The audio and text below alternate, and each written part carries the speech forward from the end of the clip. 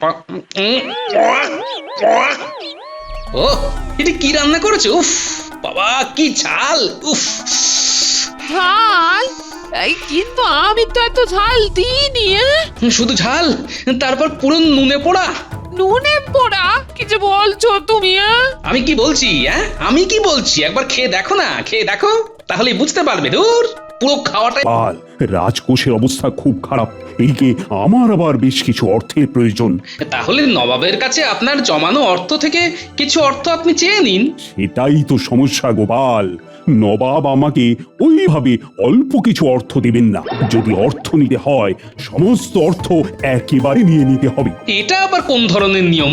হ্যাঁ গোপাল, নবাবের এটাই নিয়ম। ওনার কাছে অল্প অল্প করে অর্থ রাখতে পারবো, কিন্তু অল্প করে তুলতে পারবো না। তুলতে গেলে সমস্ত অর্থ একেবারেই তুলতে হবে। মহারাজ, আমার মাথায় একটা বুদ্ধি এসেছে। আপনি এক কাজ করুন, আপনি সব অর্থ একেবারে তুলে নিয়ে আসুন, তাহলেই তো ল্যাটা ঝুঁকে গেল। আরে মন্ত্রী, এই জন্য কি আর তোমাকে মাথা মোটা বলি? সব অর্থ তুলে নিলে ভবিষ্যতের জন্য সঞ্চয় হিসেবে কি থাকবে? মহারাজ, আমাকে একদিনের জন্য ছুটি দিতে পারবেন? কেন গোপাল, তুমি আবার এই সময় ছুটি নিয়ে কি করবে? মুর্শিদাবাদ যাব মহারাজ। মুর্শিদাবাদ? কিন্তু কেন? নবাবের থেকে আপনার প্রয়োজনীয় অর্থ নিতে। হ্যাঁ, তুমি পারবে গোপাল? দেখুন না, পারি কি পারি না। আপনি শুধু আমাকে একদিনের ছুটি দিন, আর নবাব বাহাদুরকে একটা পত্র লিখে দিন, ব্যাস। আপনাকে আর চিন্তা করতে হবে না। আপনি মনে করুন আপনার কাজ হয়ে গেছে। ঠিক আছে গোপাল, ঠিক আছে। দেখো, তুমি যদি পারো, তোমার উপর আমার ভরসা আছে। তুমি তাহলে কবে যাচ্ছ? শুভ কাজে দেরি করে লাভ নেই মহারাজ, কাল ভোর ভোরই বেরিয়ে পড়বো।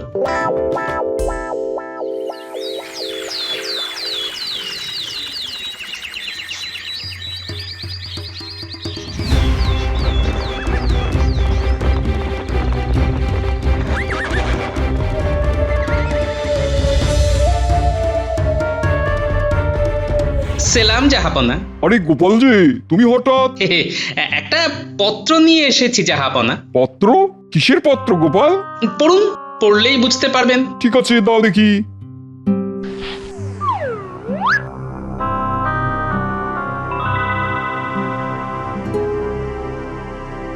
ও, তাহলে কৃষ্ণচন্দ্র তার জমানো সব অর্থ ফেরত চাইছে? আগে জাহাপনা, আপনি তো আর মহারাজকে অল্প কিছু অর্থ ফেরত দেবেন না, তাই বাধ্য হয়ে ওই পুরোটাই একেবারে তুলে নিতে হচ্ছে। বেশ, উজির, গোপালকে কৃষ্ণচন্দ্রের সমস্ত অর্থ বুঝিয়ে দাও। আজ্ঞে জাহাপানা। 10,001, 10,002, 10,000। ওরে বাবারে, ওরে বাবারে, এতগুলো মোহর গুনতে গিয়ে আমি যে পুরো হাঁপিয়ে গেলাম। গুনুন গুনুন গুনুন, এক মোহরও যেন এদিক ওদিক না হয় উজির মশাই।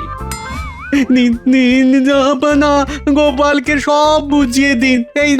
এই নাও 4টে থলেতে 5,000 করে করে ভাগ করে দিলাম। যাক বাবা, অবশেষে মোহর গোনা শেষ হলো। নাও নাও গোপাল, সব বুঝে নাও। হ্যাঁ জাহাপনা, ঠিক আছে। নিন জাহাপনা, এই 3 থলে মানে 15,000 মোহর আবার মহারাজের খাতায় জমা করে দিন। হ্যাঁ, তার মানে? আমার 5,000 মোহর দরকার ছিল, আমি নিয়ে নিয়েছি। বাকিটা আমি আবার জমা করে দিতে চাই। আর আপনার তো নিয়মেই আছে, অল্প মোহর তুলতে পারবো না, তবে অল্প মোহর জমা করতে পারবো। নিন, এই মোহরগুলো জমা করে নিন, আমাকে আবার কৃষ্ণনগর যেতে হবে। তুমি যখন 5,000 মোহরই নেবে, তাহলে এত কষ্ট করে আমাদের দিয়ে এত মোহর গোনালে কেন?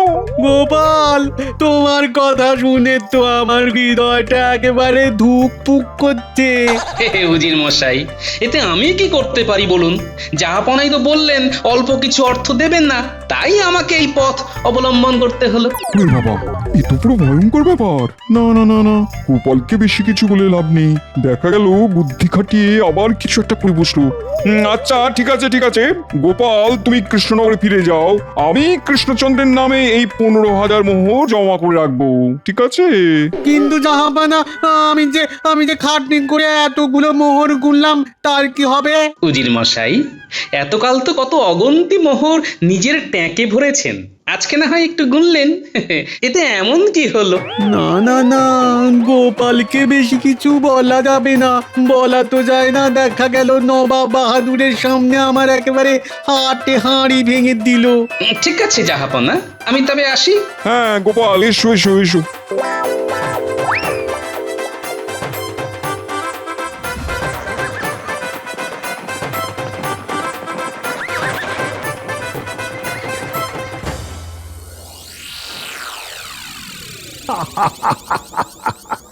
সত্যি গোপাল, তোমার মাথায় কিছু বুদ্ধি আছে। নবাবকে একেবারে নাকা নিচুয়ানি খাইয়ে দিয়েছো। হে মহারাজ, তাহলে দেখলেন তো, এই গোপাল চাইলে সব কিছু হতে পারে। হ্যাঁ গোপাল, সে কথা আমার অজানা নয়। আর তাই তোমাকে আমি একটা উপহার দিতে চাই।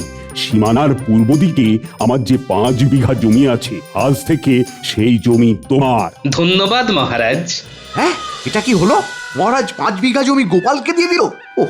ওই জমিটার উপর আমার কতদিনের লোভ ছিল, সব শেষ হয়ে গেল, সব দূর। না না না না না না, ওই 5 বিঘা জমি কিছুতেই গোপালের হতে পারে না। না না না না না, আমাকে কিছু একটা করতেই হবে, কিছু একটা করতেই হবে, যাতে ওই জমি গোপালের হাত থেকে আমার হাতে চলে আসে। কিন্তু কি করি কি করি কি করি কি করি, কিছুই তো বুঝতে পারছি না। একটা উপায় এসেছে, একটা উপায় এসেছে। আমি বরং খাম্বাজ রাজ্যে যাই। খাম্বাজ রাজার সাথে বসে একটা আলোচনা করা যাবে। খাম্বাজ রাজের সাথে তো গোপালের একেবারে আদায় কাঁচকলায় সম্পর্ক। উনি নিশ্চয়ই কোনো না কোনো উপায় আমাকে বের করে দেবে।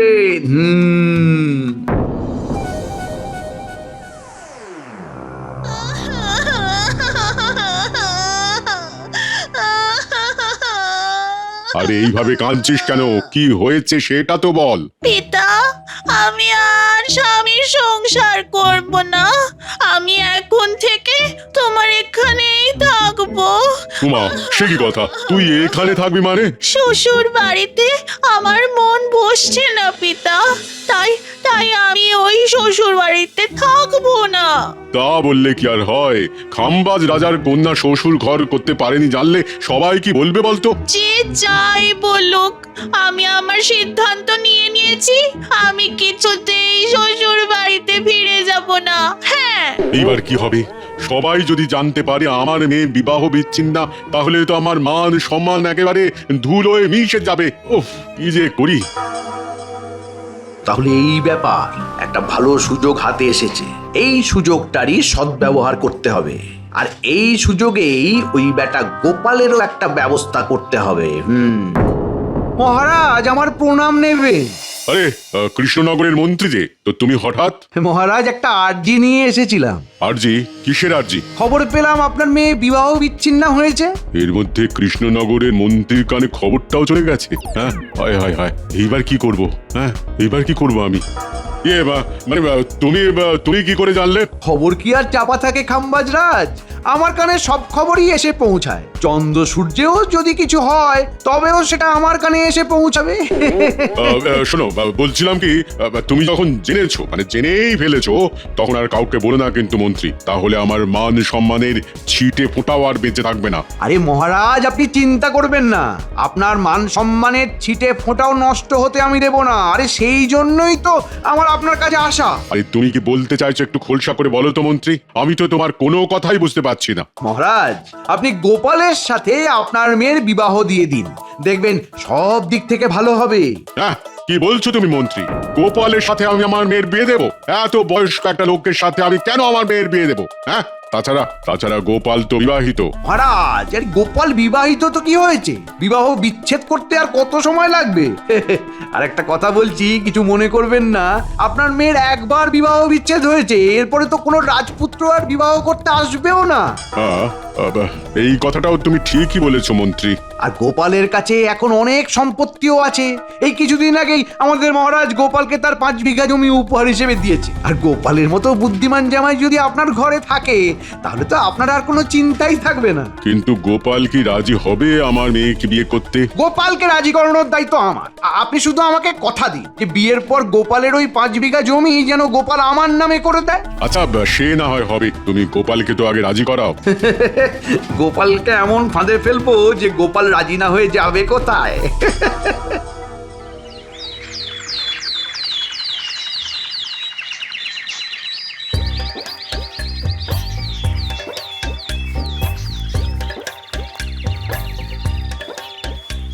আচ্ছা গিন্নি, মহারাজের দেওয়াই জমিতে ধান চাষ করলে কেমন হয়? হ্যাঁ সেটাই তো, জমিটা শুধু শুধু ফেলে রেখে কোনো লাভ নেই। হ্যাঁ তুমি বরং চাষই করো। সেটাই ভাবছি, বুঝলে। গোপাল, গোপাল বাড়িতে আছো নাকি? আরে মন্ত্রী মশাই যে, আসুন আসুন আসুন, হঠাৎ কি মনে করে? এমনি এদিক দিয়ে যাচ্ছিলাম, তাই ভাবলাম একটু তোমার বাড়ি ঘুরে যাই, ঘোরাও হবে আর একটু জল বাতাসাও খাওয়া হবে। ও আচ্ছা ঠিক আছে, আপনি বসুন, আমি বরং একটু পুকুর থেকে ডুব দিয়ে আসি। আচ্ছা ঠিক আছে ঠিক আছে ঠিক আছে। গিন্নি, তুমি মন্ত্রী মশাইকে একটু জল বাতাসা দাও, আমি পুকুরের জলে ডুব মেরেই আসছি। আচ্ছা।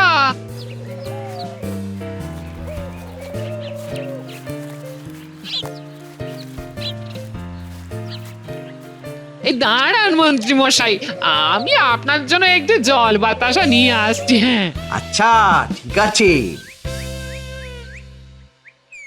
আমাকে যেভাবেই হোক গোপালের রান্নাঘরে পৌঁছতে হবে।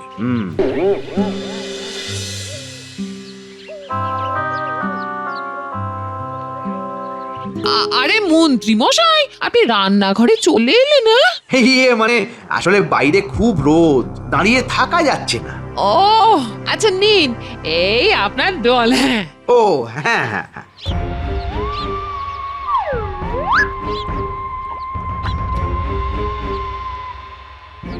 ইস, জলটা তো একদম গরম হয়ে গেছে। গরম হয়ে গেছে, কিন্তু আমি তো মাটির কলসি থেকে আপনাকে জল দিলাম। মাটির কলসির আর কি দোষ গোপাল গিন্নি, বাইরে যা গরম। তুমি বরং এক কাজ করো, তোমাদের বাড়ির কাছেই যে কুয়োটা আছে ওখান থেকে একটু জল নিয়ে এসো। কুয়ো থেকে? আচ্ছা ঠিক আছে, দাঁড়ান তবে, দাঁড়ান দাঁড়ান।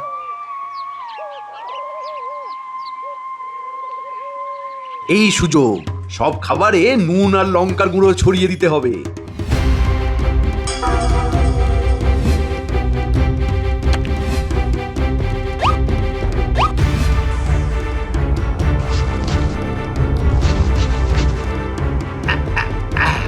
ব্যাস, রান্নাঘরের কাজ শেষ। গোপাল আর গোপাল বউয়ের মধ্যে ঝগড়া লাগানোর বীজ পুঁতে দিয়ে গেলাম। এইবার শুধু বীজ থেকে চারা গাছ হওয়ার অপেক্ষা। না যাই, এইবার এই ঘর থেকে বেরিয়ে পড়ি।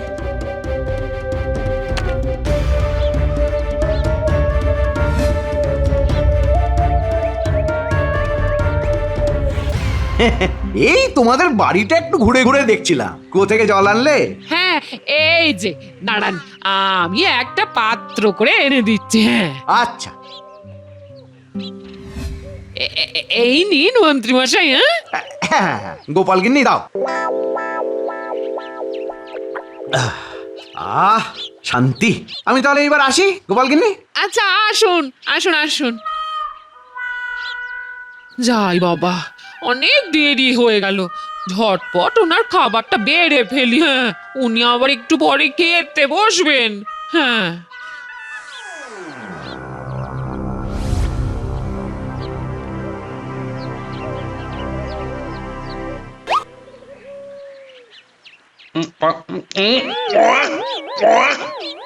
ও এটা কি রান্না করেছে? উফ বাবা, কি ঝাল! উফ, ঝাল? এই কিন্তু আমি তো এত ঝাল দিইনি। শুধু ঝাল, তারপর পুরো নুনে পোড়া। নুনে পোড়া? কি যে বলছো তুমি? আমি কি বলছি? আমি কি বলছি একবার খেয়ে দেখো না, খেয়ে দেখো, তাহলে বুঝতে পারবে। ধুর, পুরো খাওয়াটাই একেবারে মাটি করে দিল। গিন্নি, ভালো মতো বলে দিচ্ছি, মন দিয়ে সংসার করতে হয় করো, না হলে বাবার বাড়ি চলে যাও, বুঝলে? ঠিক আছে, আমি আজই বাপের বাড়ি চলে যাব। হ্যাঁ হ্যাঁ তাই যাও, আমিও বাঁচবো। হ্যাঁ তুমি তো বাঁচবেই, আমি গেলে তুমি আবার একটা বিয়ে করতে পারবে। হ্যাঁ হ্যাঁ দরকার পড়লে তাই করব। আগুন লেগেছে, আগুন আগুন। যাই, এই সুযোগে গোপালের কাছে কথাটা পারি।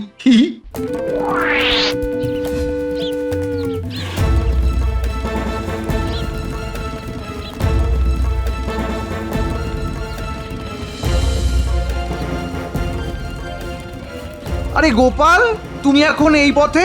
কিছু না, এমনি বেরিয়েছি একটু। না না, কিছু তো একটা হয়েছে। কি হয়েছে আমাকে বলো না গোপাল। আরে আরে, আমি তো তোমার দাদারই মতো। হ্যাঁ, কি গিন্নির সাথে ঝামেলা হয়েছে নাকি? বুঝি বুঝি বুঝি গোপাল, দীর্ঘদিন একসাথে থাকতে থাকতে এইরকম একটু আধটু হয়। তুমি এক কাজ করো গোপাল, তুমি তুমি হ্যাঁ, তোমার গিন্নিকে ছেড়ে দাও। গিন্নিকে ছেড়ে দেবো? কি বলছেন কি মন্ত্রীমশাই? হ্যাঁ, ঠিকই তো বলছি। আমার কাছে তোমার জন্য একটি ভালো পাত্রীর সন্ধান আছে। ভালো পাত্রী? হ্যাঁ, খাম্বাজ রাজার মেয়ে, দেখতেও যেমন সুন্দরী তেমনি গুণবতী, আর বিয়ে হলে পুরো খাম্বাজ রাজ্য তোমার। মন্ত্রীমশাই হঠাৎ আমার বিবাহ নিয়ে পড়লেন কেন? নিশ্চয়ই কোনো ব্যাপার আছে। আমাকে যেভাবেই হোক এই মন্ত্রীর পেট থেকে কথা বের করতেই হবে। কি হলো গোপাল, হ্যাঁ কি ভাবছো? না মানে, খাম্বাজ কন্যা কি আমাকে বিবাহ করতে রাজি হবে? আমি তো ওনার থেকে বয়সে অনেক বড়। আরে কেন হবে না? খাম্বাজ কন্যার প্রথম বিবাহ ভেঙে গেছে, তাই খাম্বাজ রাজ তার কন্যার জন্য দ্বিতীয় পাত্র হিসেবে তোমাকেই চাইছেন। আমাকেই? কিন্তু কেন? আরে তুমি এত বুদ্ধিমান, তুমি যদি ওনার জামাই হও তাহলে তো আর ওনার কোনো চিন্তাই থাকবে না। আচ্ছা বেশ। তাহলে তুমি রাজি তো গোপাল? হ্যাঁ রাজি? হ্যাঁ, খাম্বাজরাজ যখন চাইছেন তখন আমি কিভাবে আপত্তি করি বলুন। বাবা বাবা বাবা, তাহলে আমি আজকেই খাম্বাজ রাজকে বলে আগামীকালই তোমাদের বিয়ের বন্দোবস্ত করে নেবো গোপাল। আগামীকালই? আরে শুভ কাজে দেরি করে কি লাভ বলো? আচ্ছা গোপাল, তোমার কাছে আমার একটা ছোট্ট আর্জি আছে, তোমাকে কিন্তু রাখতে হবে। কি আরজি মন্ত্রীমশাই? মানে দেখো দেখো, তোমার যদি খাম্বাজ কন্যার সাথে বিয়েই হয়ে যায়, হ্যাঁ, তবে তুমি তো পুরো খাম্বাজ সাম্রাজ্যটাই পেয়ে যাবে। তখন মহারাজের দেওয়া ওই 5 বিঘা জমি নিয়ে তুমি কি করবে বলো তো? হ্যাঁ, ও জমি তুমি আমায় দিয়ে দাও গোপাল। হ্যাঁ, ও জমিটা তুমি আমায় দিয়ে দাও। আচ্ছা, তাহলে এই ব্যাপার। এখন বুঝতে পারলাম এই মন্ত্রীর আসল উদ্দেশ্য আসলে কি। আমার তো মনে হচ্ছে আমার আর গিন্নির মধ্যে ঝগড়াটাই মন্ত্রী সৃষ্টি করেছে। এই জন্যই আজ সকাল সকাল আমার বাড়িতে এসে হাজির। হ্যাঁ হ্যাঁ হ্যাঁ, এবার পুরো অঙ্কটা মিলে গেল। তবে আমার নামও গোপাল, আমাকে ঠকানো এত সহজ নয় মন্ত্রীমশাই। ভণ্ড মন্ত্রীর বিয়ে আমি পণ্ড করেই ছাড়বো। হ্যাঁ হ্যাঁ। কি গোপাল, হ্যাঁ রাজি তো?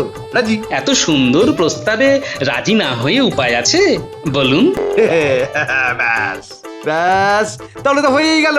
আমি কালকেই তাহলে তোমার আর খাম্বাজ কন্যার বিয়ের ব্যবস্থা করছি। একদম। আপনিই তো বললেন শুভ কাজে দেরি করতে নেই, তাই আর দেরি করে লাভ নেই মন্ত্রীমশাই। আহ, এতদিনে গোপালকে ফাঁদে ফেলতে পেরেছি।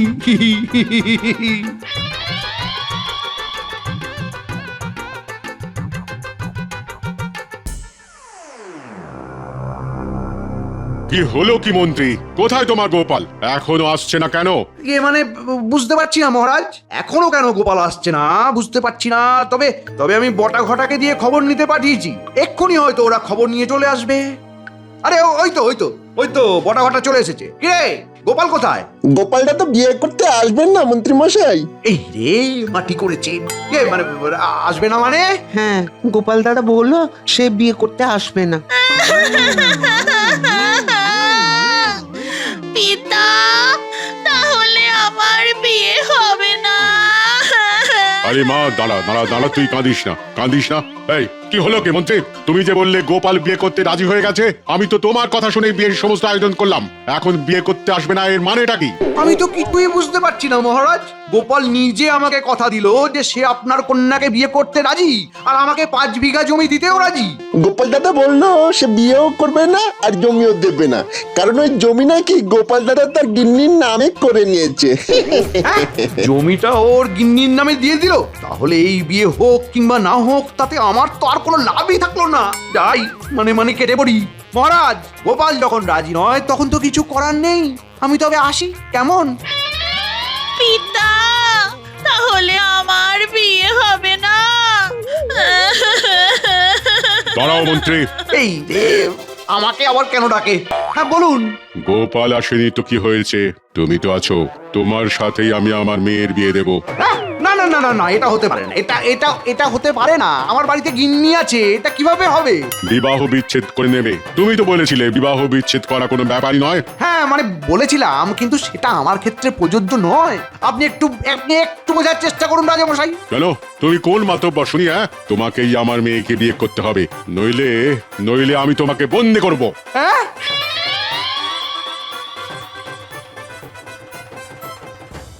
এ কি গিন্নি তুমি?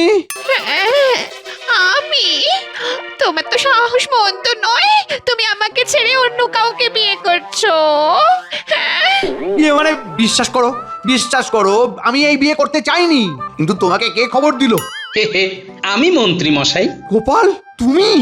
আরে আরে আরে, ওই তো আমার বর। বর বর বর, আমাকে ক্ষমা করে দাও। না না, তোমাকে ক্ষমা চাইতে হবে না, তুমি শুধু আমার সাথে আমার রাজ্যে ফিরে চলো। এ কি জামাই, তুমি? আরে তোমাকে কে নিয়ে এলো? হে হে, আমি মহারাজ। গোপাল তুমি? হ্যাঁ মহারাজ, চোখের সামনে এত বড় সর্বনাশ তো আর হতে দিতে পারি না, তাই সবাইকে নিয়েই চলে এলাম। পিতা, আমি আমার বরকে পেয়ে গেছি, আমি ওকেই এবার বিয়ে করব, আর ওর সাথেই থাকবো। হ্যাঁ গোপাল, তুমি আজ আমায় জোর বাঁচালে গো, না হলে যে আমার কি হতো?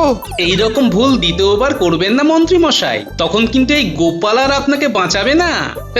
আমি কথা দিচ্ছি, এই ভুল আমি আর কখনো করব না, কখনো না। তাহলে তো সমস্যা মিটেই গেল, কারুরই আর বিবাহ বিচ্ছেদ করতে হলো না।